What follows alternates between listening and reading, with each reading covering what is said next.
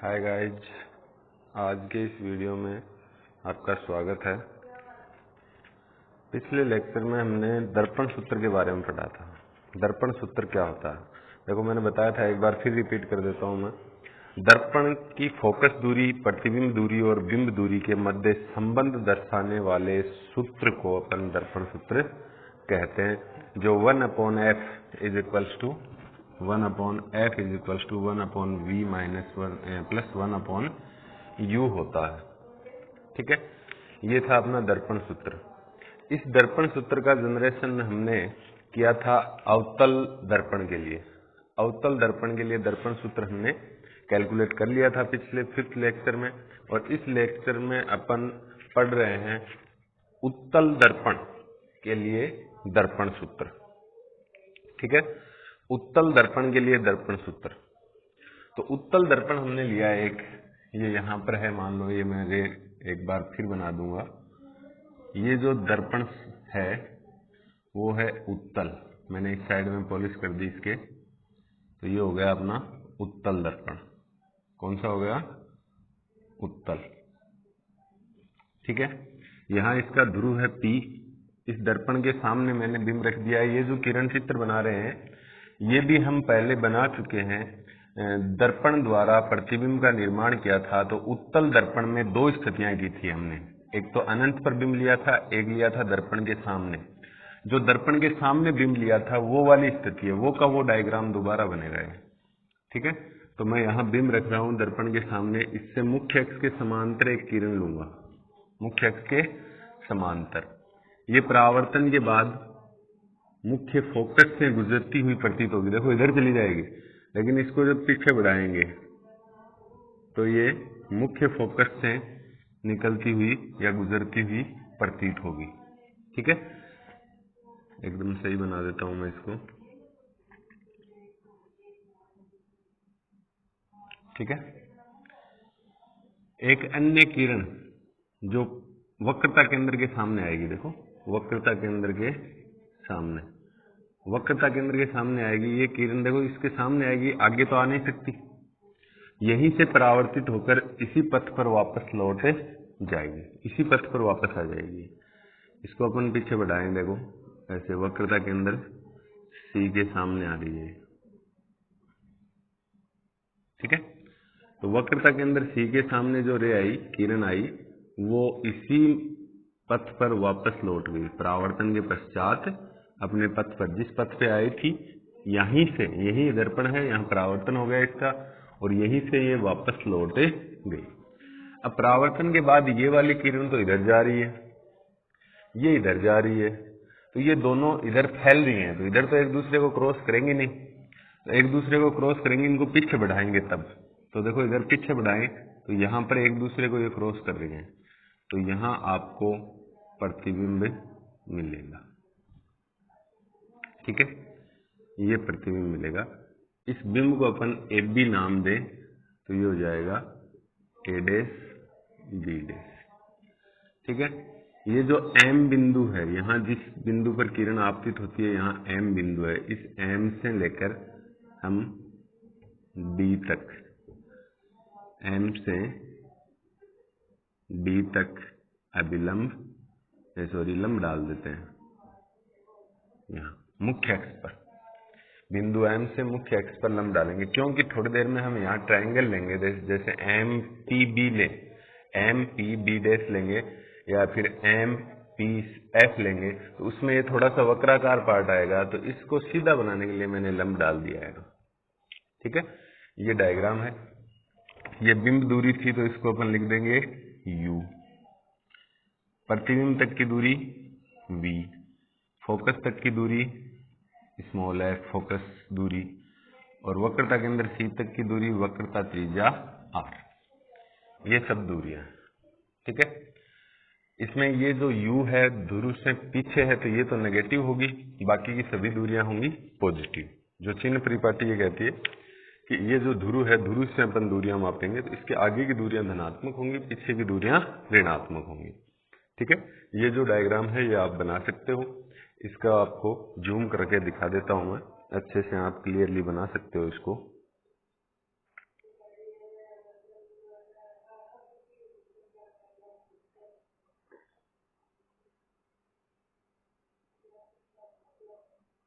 ये वाला डायग्राम है।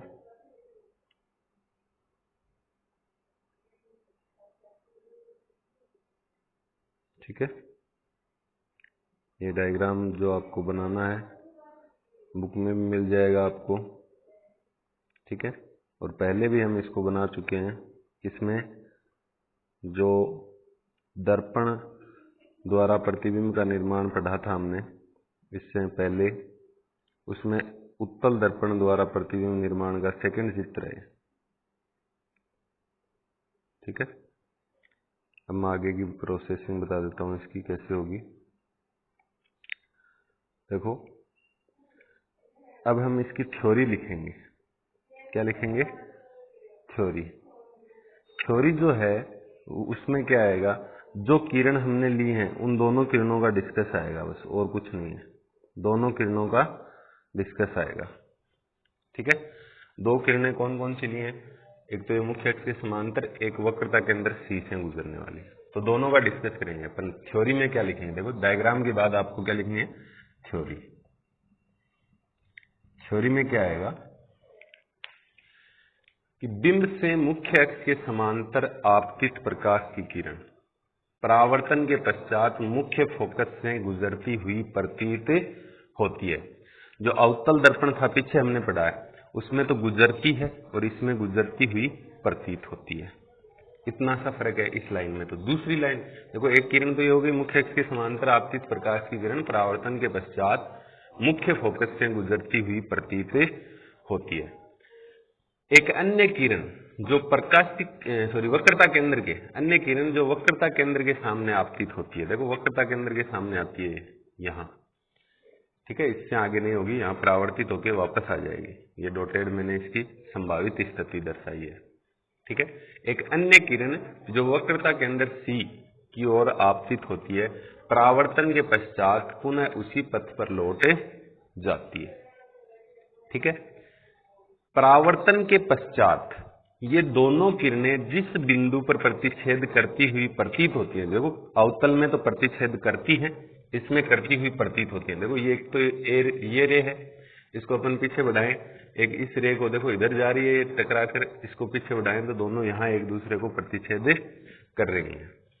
तो करती हुई प्रतीत हो रही है।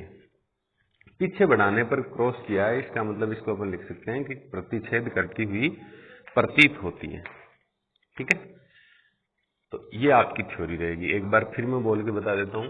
थ्योरी में क्या लिखेंगे कि बिंब से मुख्य अक्ष के समांतर आपतित प्रकाश की किरण परावर्तन के पश्चात मुख्य फोकस से गुजरती हुई प्रतीत होती है, तथा एक अन्य किरण जो वक्रता केंद्र सी की ओर आपतित होती है, परावर्तन के पश्चात उसी पथ पर लौट जाती है। परावर्तन के पश्चात ये दोनों किरणें जिस बिंदु पर प्रतिच्छेद करती हुई प्रतीत होती हैं, जिस बिंदु पर प्रतिच्छेद करती हुई प्रतीत होती है, वहां हमें प्रतिबिंब प्राप्त होता है। बस ये 3 लाइन थ्योरी की लिखेंगे। अब अपन इसका डेरिवेशन करें तो डेरिवेशन जो कल मैंने बताया था आपको उसी बिहाफ से चलेगा, प्रोसेस वही चलेगा। ठीक है, तरीका वही रहेगा। देखो, अपन पहले त्रिभुज लेंगे ए बी सी, ये वाला त्रिभुज ए बी सी। ठीक है, ये वाला त्रिभुज लेंगे तो त्रिभुज ए बी सी तथा त्रिभुज, दूसरा त्रिभुज देखो, एक तो बिंब द्वारा केंद्र पर बनने वाला, एक प्रतिबिंब द्वारा केंद्र पर, दूसरा है आपका ए डैश बी डैश सी, ये वाला ट्रायंगल त्रिभुज। तो ए डैश बी डैश सी में देखो, इसमें ये कोण 90 डिग्री है तो इसमें ये बी डैश है, इसमें बी है तो इसमें बी डैश 90 डिग्री का। तो अपन इसको क्या लिख देंगे कि एंगल बी है वो किसके इक्वल है? Angle B. देखो ध्यान से देखो, एंगल जो बी है वो इक्वल्स टू है एंगल बी डैश, और ये कितना है? समकोण है, यानी अपन इसको 90 डिग्री बता सकते हैं। दूसरा कोण देखो, एबीसी त्रिभुज में भी सी कोण आ रहा है और ए डैश बी डैश सी में भी सी कोण आया है, तो ये दोनों में वेनिस्ट हो जाएगा। तो कोण सी इज इक्वल्स टू कोण सी, इसको अपन लिख देंगे उभयनिष्ठ कोण। ठीक है, दो कोण बराबर हो गए तो तीसरा कोण जो ए है ये ऑटोमेटिक ए डैश के बराबर हो जाएगा। तो कोण ए इज इक्वल्स टू कोण ए डैश। तो अतः देखो तीनों कोण बराबर हो गए तो ये दोनों त्रिभुज क्या हो जाएंगी, समरूप। तो त्रिभुज ए बी सी समरूप होगी त्रिभुज A dash B dash C की। दोनों त्रिभुज क्या हो जाएंगी, समरूप। ठीक है, समरूप होंगी तो इनकी भुजाओं का अनुपात करेंगे। भुजाओं के अनुपात में क्या आएगा, देखो इसकी ऊंचाई और अपॉन में इसकी ऊंचाई, ए बी सी त्रिभुज की ऊंचाई अपॉन में ए डैश बी डैश सी की ऊंचाई। तो ए बी अपॉन क्या हो जाएगा, ए डैश बी डैश। तो A B upon A dash B dash is equals to इस त्रिभुज का आधार एबीसी का आधार कितना है, बीसी। तो बीसी अपॉन में ए डैश बी डैश सी यानी सेकंड त्रिभुज जो है इसका आधार, तो इसका आधार है बी डैश सी। तो बी डैश सी, इसको हम दे देंगे समीकरण नंबर 1। ठीक है, अब हम जिक्र करेंगे दूसरे दो त्रिभुज कौन से हैं। देखो ये वाला है M D F, M D F, और इसके साथ में जो त्रिभुज लेंगे वो होगा A dash B dash F, ये वाला A dash B dash F.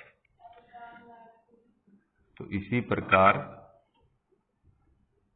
त्रिभुज एम डी एफ तथा त्रिभुज A dash B dash F में इसमें क्या होगा, देखो पहली बात इसमें जो डी कोण है वो 90 डिग्री है, तो इसमें बी डैश है 90 डिग्री। ठीक है, तो angle D is equals to angle B dash. कोण डी बी डैश के इक्वल है, और ये क्यों है, क्योंकि ये दोनों ही क्या हैं, समकोण। ठीक है, दूसरा कोण देखो ये एफ, एफ दोनों त्रिभुजों में आ रहा है, एम डी एफ में भी आ रहा है, तो ए डैश बी डैश एफ में भी आ रहा है, तो इसको अपन उभयनिष्ठ कोण बोल सकते हैं।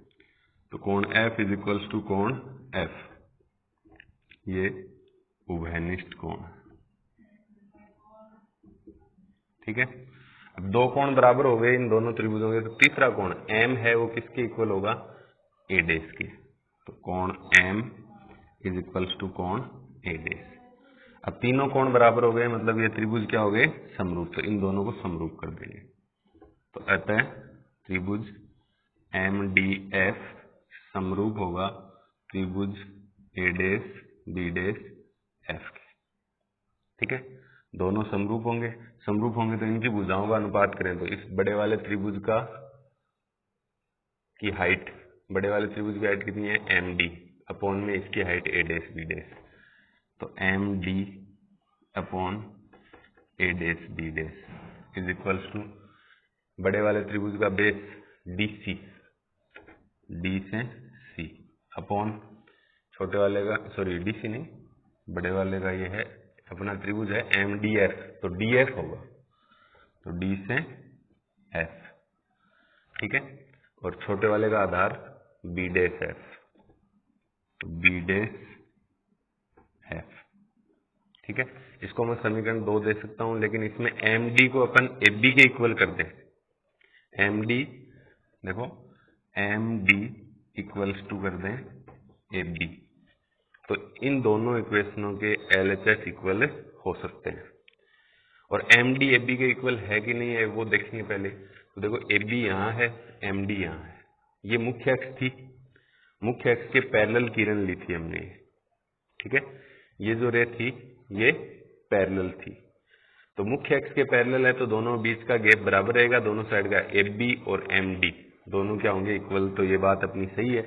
तो एम डी की जगह ए बी करें तो क्या आएगा, A B upon A dash B dash is equals to D F upon B dash F. अब दे देंगे इसको समीकरण नंबर 2। ठीक है, अब समीकरण 1 और 2 के LHS इक्वल हैं, तो अपन RHS भी इक्वल कर देंगे।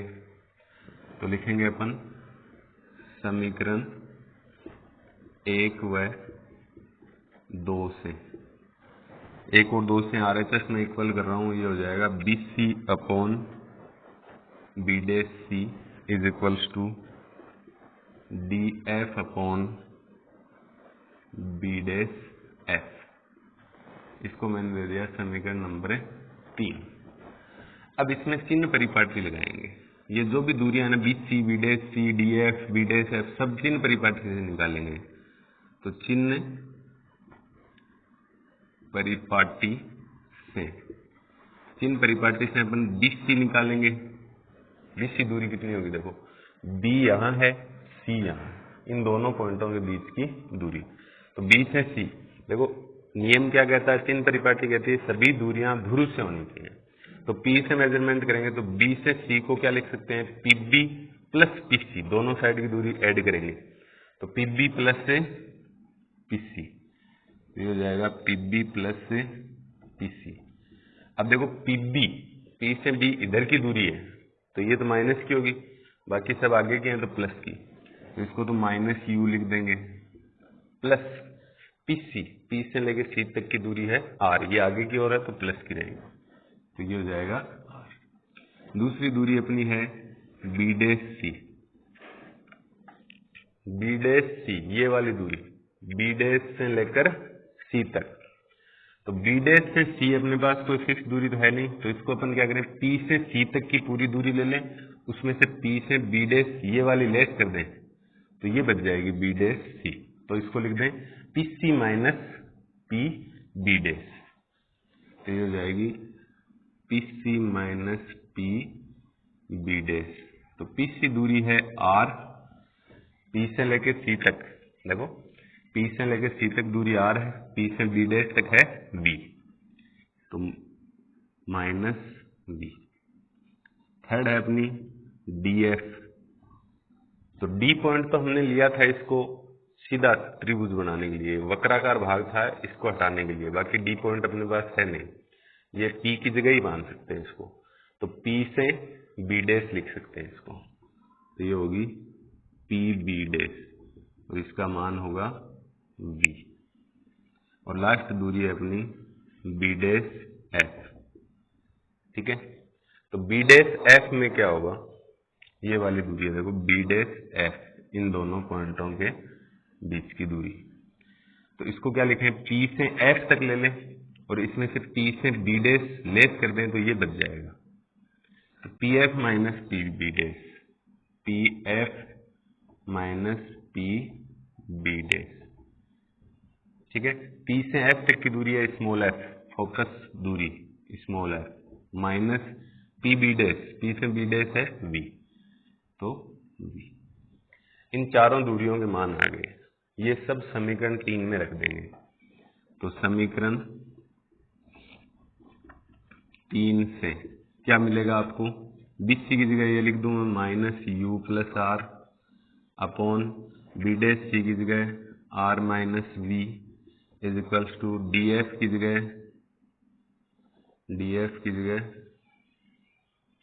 सॉरी ये DF है, इसको PF लिखेंगे, PF, और ये होगी स्मॉल f। ये DF है, इसको अपन PF लिखेंगे और ये स्मॉल f होगी, तो ये small f upon F minus V, ठीक है। अब इनको क्रॉस मल्टीप्लाई करें तो अपन लिखेंगे वज्र गुणन से, वज्र गुणन करेंगे तो माइनस U प्लस R, ये तो मल्टीप्लाई होगा इससे, तो ये हो जाएगा F minus V is equals to F multiply होगा R माइनस V से, तो इन दोनों मल्टीप्लाई कर रहा हूं मैं, minus UF minus minus plus का UV plus RF minus RV is equals to RF minus VF। तो RF से RF कैंसिल हो गया, ठीक है। अब यहाँ R बचा है, इस R की जगह मैं कर सकता हूँ 2F, ठीक है, क्योंकि वक्रता त्रिज्या फोकस दूरी की दोगुनी होती है, हमें R चाहिए नहीं दर्पण सूत्र में, इसलिए R को रिमूव करने के लिए F लाएंगे यहाँ पे, तो ये minus UF plus UV minus R की जगह 2f लिखेंगे तो 2vf हो जाएगा, is equals to minus vf। तो देखो इस माइनस vf से ये 2vf है तो एक vf कैंसिल हो जाएगा इसमें और एक बचेगा, तो ये हो जाएगा uf plus uv minus vf is equals to 0। अब इन तीनों को uvf से डिवाइड कर देंगे, uvf से भाग देने पर क्या होगा, minus uf upon uvf plus uv upon uvf minus vf upon uvf is equals to 0। अब देखो uf कैंसिल हो जाएगा तो इसमें तो बचेगा माइनस का 1 अपॉन v, इसमें बचेगा uv कैंसिल होगा तो 1 अपॉन f, इसमें vf कैंसिल होगा तो 1 upon u is equals to 0। ठीक है, अब आपको 1 अपॉन f तो यहीं रखना है, u और v को इधर ले जाएं तो प्लस के हो जाएंगे, 1 upon v plus 1 upon u, ये आपका आ जाएगा दर्पण सूत्र। ठीक है, तरीका जो कल हमने अवतल दर्पण का किया था सेम वही तरीका है। दो त्रिभुज लेंगे, दोनों को समरूप सिद्ध करेंगे तो एक एक कोण तो 90 डिग्री आ जाएगा, एक उभयनिष्ठ आएगा। कल आ रहा था शीर्षाभिमुख आ जाएगा, उस शीर्षाभिमुख की जगह आपको क्या मिलेगा, उभयनिष्ठ मिलेगा। ठीक है, तरीका वैसा ही है, सेम टू सेम वही प्रोसेस चलेगा। ये जो है आप इसको नोट्स के रूप में तैयार कर सकते हैं। कैसे करेंगे, पहले आप अवतल दर्पण के लिए दर्पण सूत्र हेडिंग लगाई, ये रे डायग्राम किरण चित्र बनाएंगे, किरण चित्र बनने के बाद इसकी थ्योरी लिखेंगे, जो मैं फिर बता रहा हूं आपको कैसे लिखेंगे कि बिंब से मुख्य अक्ष के समांतर आपतित प्रकाश की किरण परावर्तन के पश्चात मुख्य फोकस से गुजरती हुई प्रतीत होती है तथा अन्य किरण जो वक्रता केंद्र से गुजरती हुई प्रतीत होती है परावर्तन के पश्चात पुनः उसी पथ पर लौट जाती है। परावर्तन के पश्चात ये दोनों किरणें जिस बिंदु पर प्रतिच्छेद करती हैं वहां हमें प्रतिबिंब प्राप्त होता है। ये 2-3 लाइन आपको थ्योरी की लिखनी है। ठीक है, इसके बाद आपको इसका डेरिवेशन स्टार्ट करना है। दो त्रिभुज लेके समरूप सिद्ध करो, भुजाओं का अनुपात निकालो, फिर दो त्रिभुज लेके उनको समरूप सिद्ध करो और भुजाओं का अनुपात निकालो।